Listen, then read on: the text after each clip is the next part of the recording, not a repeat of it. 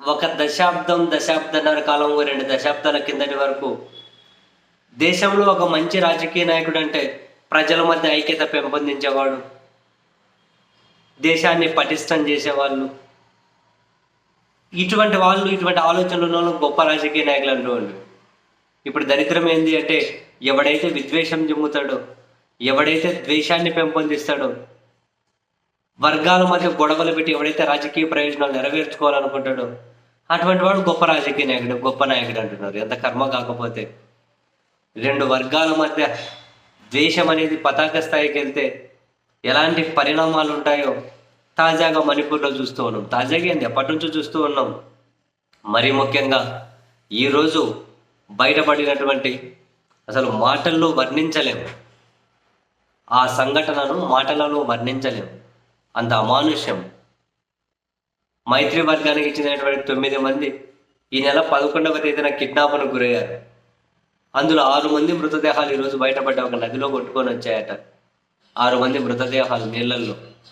అందులో 3 సంవత్సరాల పిల్లల దగ్గర నుంచి 60 సంవత్సరాల ముసలి వాళ్ళ వరకు 6 మంది బయటపడ్డా, ఇంకా 3 శవాలు దొరకాలట.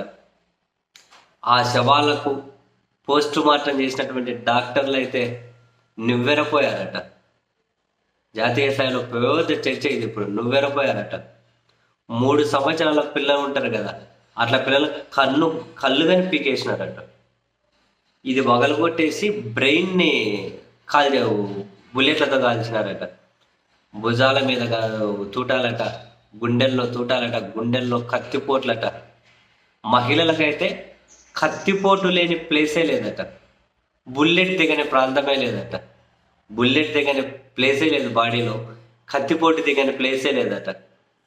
3 సంవత్సరాల పిల్లల కనుగుడ్డుగానే పీకేసి బ్రెయిన్ మీద తుపాకీ పెట్టి కాల్చే అంత ద్వేషం ఏంటి మనుషులకు? అందుకే అసలు ఈ జస్ట్ ఇమాజిన్, ఇలా ఎలాంటి పరిస్థితులు, ఎలాంటి సమాజం వైపు మనం వెళ్తూ ఉన్నాము. ఎక్కడ జనాల మధ్య కులాల పేరుతోనో, మతాల పేరుతోనో వైషమ్యాలు పెరిగితే, మన 1,00,000 సార్లు చెప్పింటా నేను, మన ఊహకు కూడా అందదు.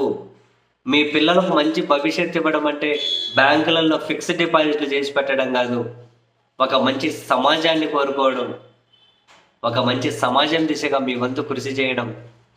సాటి కులం మీద విషం చెప్పడం, పక్కన మతం మీద విషం చెప్పడం, కులాల మధ్య గొడవలు, కులాల మధ్య వైషమ్యాలు, ఇవి ఏంటి వీళ్ళంతా?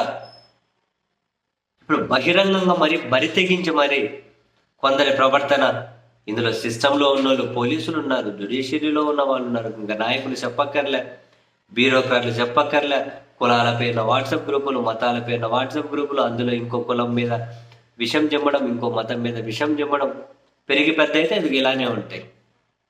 ఎంత ద్వేషం ఉంటే కనుగొట్టి పీకెత్తారు 3 సంవత్సరాల పిల్లలకు? ఎంత ద్వేషం ఉంటే బ్రెయిన్ తుపాకీ పెట్టి కాలుస్తారు? ఒళ్ళంతా కత్తిపోట్లు, ఒళ్ళంతా కాల్పులు, బుల్లెట్లు. ఎంత మనుష్యం రా.